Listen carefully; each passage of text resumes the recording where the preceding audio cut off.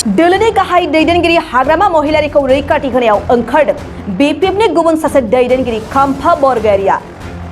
बिथां काम्फा बरगयारिया बुंदों बिपिएफनि दोलोआ माब्लाबाबो धोरोम आरो रावआरिनि हेंथा नङा। बिपिएफआ माब्लाबाबो कुनु धोरोमारि जाति एबा भाषा भाषिनि एगेन्स्ट नङा।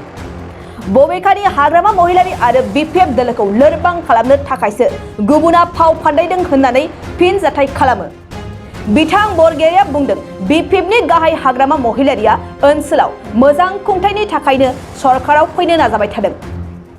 फारसेथिं आरएसएसनि दैदेनगिरिखौ लोगो हमनायनि सोमोन्दोआव बिथां काम्फा बरगयारिया बुंदोंदि हाग्रामा महिलारिया सुबुंफोरखौ फोथायनानै मोजां रायलायो, नाथाय बायजोआव ओंखारनाय लाइजामा गुबुननि फाव फान्दायनायसो होननानै बिथां बरगयारिया रोखा खालामो। काम्फा बरगयारिनि बादिब्ला दोलोखौ फोजोबस्रांनो थांखिजों सोरबा सुबुङा हाग्रामा महिलारिनि मुङै लाइजामाव लिरदेरनानै होदों। बिटिसि सरकारनि बारग' लेङाइ गाहाय काम्फा बरगयारिया बे जेंनाखौ लानानै रायजो राजाफोरखौ गोरोन्थि साननाङा होननानै खावलायो। बिपिएफआ माब्लाबाबो कुनु धोरोमारि जाति एबा भाषा भाषिनि एगेन्स्ट नङा। बिपिएफआ हाग्रामा महिलारिनि दैदेननायाव 15 बोसोर बिटिसि सालायबोदों आरो बे 15 बोसोराव बिथाङा गासिबो धोरोमारि मानसिफोरखौ लानानै गासिबो जाति गस्थिखौ लानानैनो मोजाङै बिटिसिआव जौगानाय खामानिखौ मावबोदों। बिपिएफनि गोबांथार दैदेनगिरिफ्रा ख्रिस्टियान समाजनि। रिहन दैमारि बिथाङा ख्रिस्टियान केबिनेट मन्थ्रिमोन। प्रमिला रानी ब्रह्म बिथाङाबो ख्रिस्टियान केबिनेट मन्थ्रि बानायबोदोंमोन बिथांखौबो। इमानुएल मुसाहारि बिथाङाबो ख्रिस्टियान बिपिएफनि बिथाङा जेनेरेल सेक्रेटारिमोन। माजेन नार्जारी बिथाङाबो ख्रिस्टियान बिपिएफनि एमएलएमोन। रेवरिया नार्जिनारी बिथाङाबो ख्रिस्टियान बिथाङाबो बिपिएफनिफ्रायनो इएममोन आरो बिटिसिनि स्पिकारमोन। जेम्स बसुमतारी बिथाङाबो ख्रिस्टियान बिथाङाबो बिटिसिनि बिपिएफनिफ्राय इएममोन। बेबायदिनो गोबांथार ख्रिस्टियान मानसिफ्रा जोंनि बिपिएफनि दैदेनगिरिमोन आरो बेखौ लानानै गोबां सावरायनाय जादों। बिपिएफजों आरो बिजेपिजों आगोलाव जोङो 5 बोसोर एलायन्स गभर्नमेन्ट दादों आरो बेखायनो बिजेपिनि दैदेनगिरिफोरजों जोंहा मोजां सम्पर्क दङ। दा मानसिफ्रा बुंसोलायदों जे हाग्रामा महिलारिया आरएसएसनि दैदेनगिरिखौ थांनानै बे रोखोम रायज्लायहैनो नाङामोन। बेयो गोदान खोथा नङा। दिनै सारा देशआव बिजेपिआ सरकार दादों, आसामावबो बिजेपिआनो सरकार दादों आरो बिटिसिआवबो बिजेपिआ इउपिपिएलजों सरकार दानानै दङ। इउपिपिएलनि दैदेनगिरि बिथांमोनहा सरकारखौ सालायनायनि बेलायाव जेब्लाबो बर' दैदेनगिरि प्रमद बर'निफ्राय आरम्भ खालामनानै बयबो बिजेपिनि दैदेनगिरिफोरजों अखानायब्लानो रायलायो आरो आरएसएसनि दैदेनगिरिफोरखौबो लोगो मोनफ्लायबाय थायो। दा जोंनि आफादगिरि हाग्रामा महिलारि बिथाङा आरएसएसनि दैदेनगिरिखौ लोगो हमहैनाया बियो गिदिर खोथा नङा। बेखौ रावबो गाज्रि मोननो नाङा।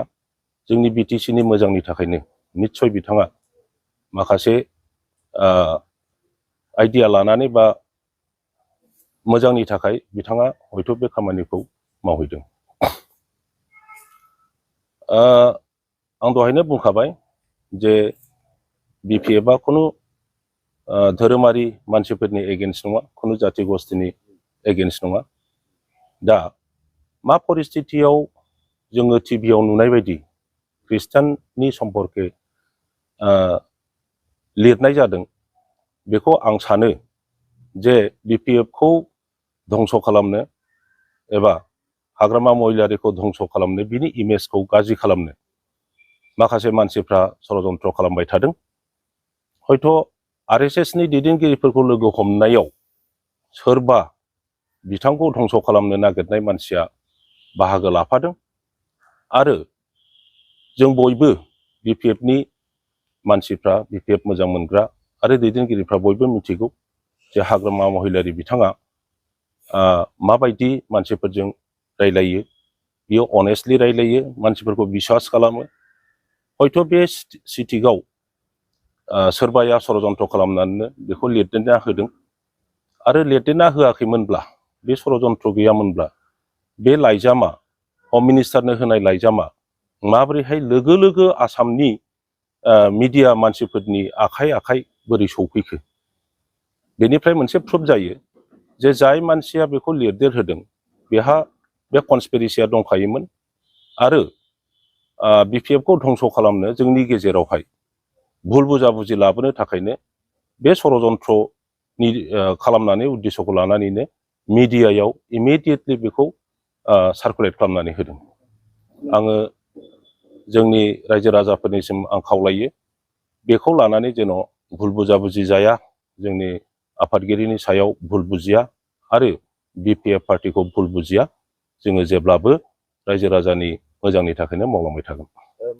बेखौ ओरैनो मानसिफ्रासो सानदों, नाथाय जों मिथिगौ बिपिएफआव बे रोखोम डिसकासनबो जायाखै, सावरायनाय जायाखै आरो हाग्रामा महिलारिया गाव दानाय, गाव सालायबोनाय बे बिपिएफ हान्जाखौ नागारनानै गुबुन हान्जायाव थांनायनि खुनु मतलबबो गैया आरो जोंनि मिथिनायाव, जोंनि बुजिनायाव बियो बिजेपि जाया। मोनसे आरो माने क्लियार जादों, मानो लोगो हमनो मारदों आसलते? बिजेपि एबा आरएसएसनि नेताफोरजों हाग्रामा महिलारिखौनो बुं, आंखौनो बुं, चन्दन ब्रह्मखौनो बुं, प्रमिला रानी ब्रह्मखौनो बुं, रिहन दैमारिखौनो बुं एबा बिपिएफनि दैदेनगिरिफोरखौनो बुं, आगोलाव एलायन्स गभर्नमेन्ट थानाय समावहाय जोंहा मोजां सम्पर्क दङमोन आरो जों जेब्लानो सुबिदा मोनो बिटिसिखौ बोरै मोजाङै सालायनो, आसामखौ बोरै मोजाङै सालायनो, बिनि रायज्लायनाया जाफ्लायबाय थायोमोन। दा बिटिसिआव जिहेतु इउपिपिएल सरकारा रायजो राजानि मोजां मावनो हायाखै, बेखायनो बे सरकारखौ बोख्लायनानै बिजेपि आरो बिपिएफ एलायन्स खालामनानै गोदानै सरकार दानानै मोजाङै सालायनो आरो ओनसोलाव जौगानायनि हाबा मावनो बे उद्देश्यखौ लानानैनो बिथाङा निस्सय सावरायनो थांदों। माने गरजन बिथाङा साननैसो बुंदों, थारमाने बिपिएफआ बिजेपिजों थगायजाबाय, खेबसे नङा खेबनै नङा खेबथाम नङा, माने बेयाव आरो गभर्नमेन्ट दानायनि खुनु माबा गैया, थगायबाय थायो, नांगौबा कंग्रेसआव फैयो होनना बुंदों बिथाङा। थारैनो बिदि थगायमार जादों नामा बिपिएफआ? बिथाङा जिहेतु कंग्रेसनि सासे मावथि, बिजेपिआ थांनाय इलेक्सनाव जिहेतु जोंजों सहाय सहযোगिता होलायाखिसै, आगोलाव एलायन्स 5 बोसोर दंमोनब्लाबो थांनाय इलेक्सनाव जोंजों एलायन्स खालामाखिसै। बे खारनाव निस्सय बिथाङा बेखौनो बुंनो नागिरदों, बिजेपिआ जिहेतु बिपिएफजों गैला, बिपिएफआ बिजेपिनि खाथियाव थांबाय थानायनि जुक्ति गैया। बे खोथाखौ बिथाङा निस्सय रायजो राजानि सिगाङाव बुंनो नागिरदों। बियो जोंनि बिपिएफ दोलोनिसो इसु।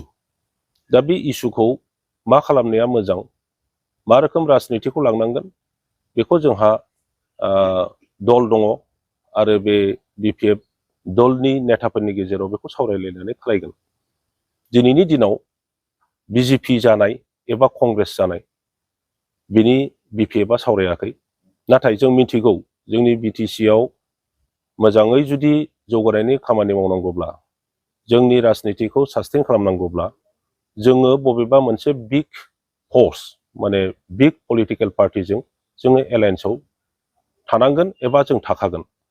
दिनैनि दिनाव जों बेखौनो मिथिगौ, जिहेतु जोङो इलेक्सनाव जेनबाय, बिपिएफआ कनस्ट्राक्टिभ अपोजिशन हिसाबैनो रल लागासिनो दङ आरो बे रलखौ जोङो लालांबाय थागोन। जोंनि बुजिनायाव जिहेतु बिपिएफ नेताफोरनि गेजेराव बे रोखोम सोरबा धोरोमारि बा धोरोमनि एगेन्स्टै बिपिएफआ खुनुदिन बुंबोफेराखै, मावबोफेराखै। हाग्रामाया महिलारि बिथाङा बे 15 बोसोर बिटिसि सालायनायाव खुनु धोरोमारि मानसिफोरनि एगेन्स्टै बुङाखै बा धोरोमनि एगेन्स्टै बुंफेराखै।